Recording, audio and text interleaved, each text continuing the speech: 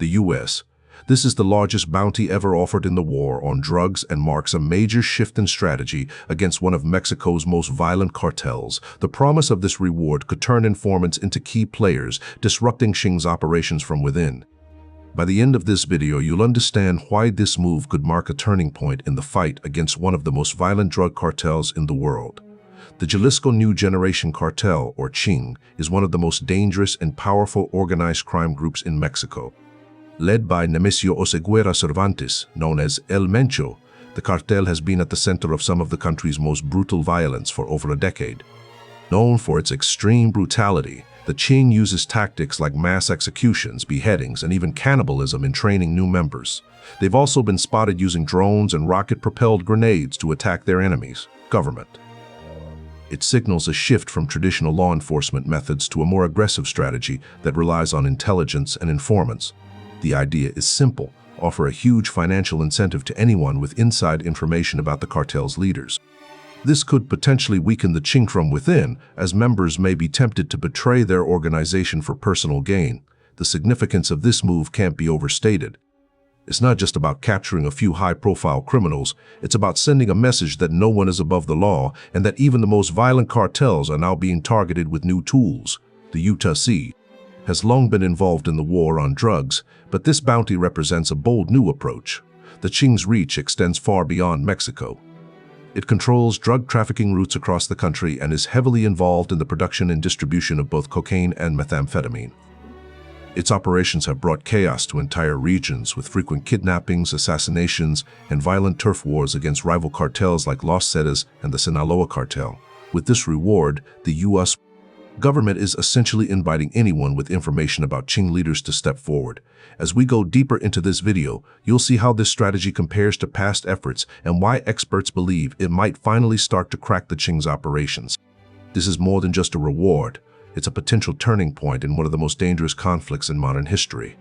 The Jalisco New Generation Cartel, Qing, led by Nemesio Oseguera Cervantes, also known as El Mencho, is one of Mexico's most violent and powerful drug cartels. Originally known as Los Matacetas, it became independent in 2009 and quickly rose through Mexico's criminal underworld. Previously called Los Matacetas, the Qing is known for extreme violence, including cannibalizing victims during training sessions for new recruits to instill fear and loyalty. The group uses advanced weapons like drones and rocket-propelled grenades, showing a high level of militarization. The Qing's operations span multiple states, with drug trafficking, especially cocaine and methamphetamine, as its main source of income. It has engaged in violent conflicts with rival cartels such as Los Zetas and the Sinaloa cartel, expanding its influence through force. In 2020, the Mexican government identified it as the most dangerous criminal organization in the country, second only to the Sinaloa cartel. The Qing's military-like structure includes elite units, rigorous training for assassins, and strict discipline. It dominates regions like Jalisco, Nayarit, and Colima, with Colima serving as a key hub for smuggling South American cocaine and Asian chemical precursors.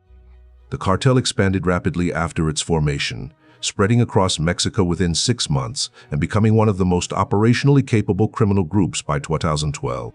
In recent years, tensions have risen between the Qing and the Sinaloa cartel, particularly in Chiapas and Zacatecas, involving targeted assassinations, mass killings, and improvised explosives.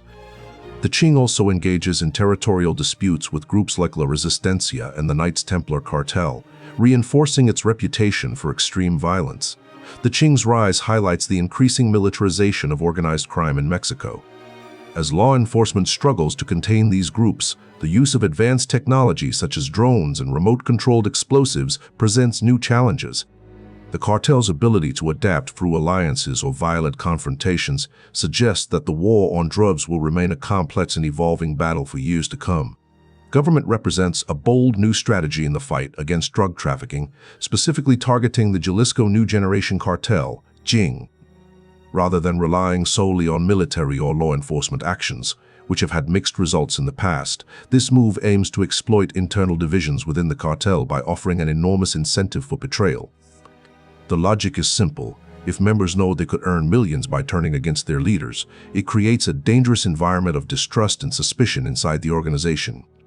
This approach marks a shift from traditional methods that often led to more violence than progress.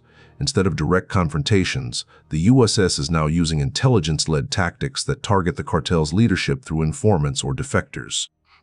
By weakening the structure from within, authorities hope to reduce the Qing's operational capacity and disrupt its ability to control key territories in Mexico.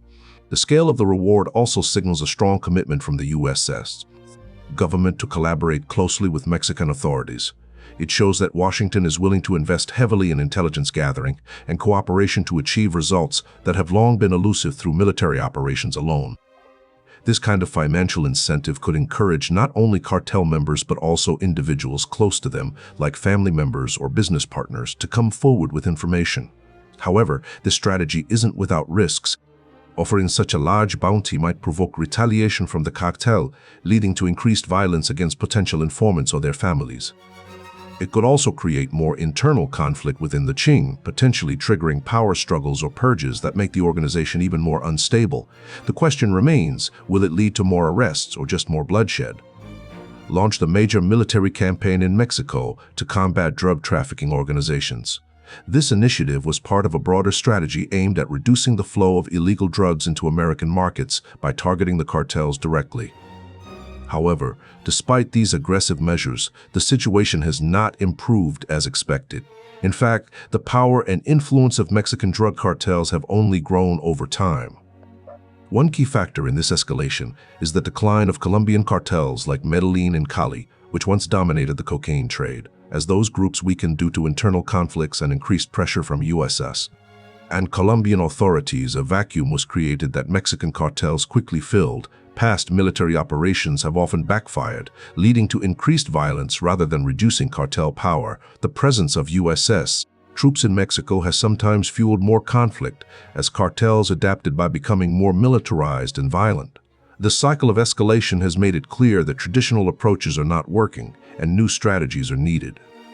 Is trying a different approach, one that relies on intelligence and informants rather than brute force. But how has the U.S. historically dealt with cartel leaders like El Mencho? With such a large incentive, members of the cartel may be more willing to provide information in exchange for protection or financial gain. This kind of insider threat has historically weakened criminal organizations by creating instability from within. The program may also lead to increased cooperation between U.S. and Mexican authorities, sharing intelligence more effectively. By offering this reward through American channels, it could signal a new level of collaboration in the fight against transnational drug trafficking.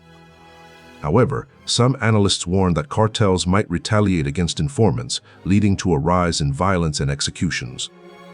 The Qing is known for its brutal tactics, including targeted killings and public displays of power, so any perceived threat to their ranks could provoke extreme responses. Despite the risks, this reward represents a bold new approach that could change the dynamics of the war on drugs. It shifts the focus from traditional law enforcement methods to economic incentives, possibly creating a ripple effect across the criminal underworld. But what does this bounty mean for the future of the drug war? The Qing has already demonstrated its capacity for innovation in crime, such as using drones and rocket-propelled grenades in attacks, which shows that the organization is not only violent but also highly adaptable. If members begin to turn on each other in response to the reward, it could lead to infighting and fragmentation within the group. The cartel's history includes violent conflicts with rival groups like Los Zetas and the Knights Templar cartel, where brutal tactics were used to eliminate threats. Now, instead of facing external enemies, members might find themselves dealing with internal ones. This could ultimately weaken the Qing structure from within, especially if key figures are lured away or eliminated by their own peers. Moreover, the reward could also be seen as a psychological weapon meant to instill doubt and fear among cartel members. If they believe that someone in their ranks might sell them out for money, it can create an atmosphere of paranoia and mistrust. This kind of internal discord has been observed in other criminal organizations and is often a precursor to collapse or significant weakening. The U.S.-backed initiative may therefore not only target the Xiang directly, but also send a broader message that no one is safe within the cartel's ranks. Whether or not it succeeds will depend on how effectively the reward program is implemented and whether cartel members are willing to risk their lives for financial gain. The USS leaders like El Mencho could face internal pressure, as some members might be tempted to become informants in hopes of earning a share of the reward.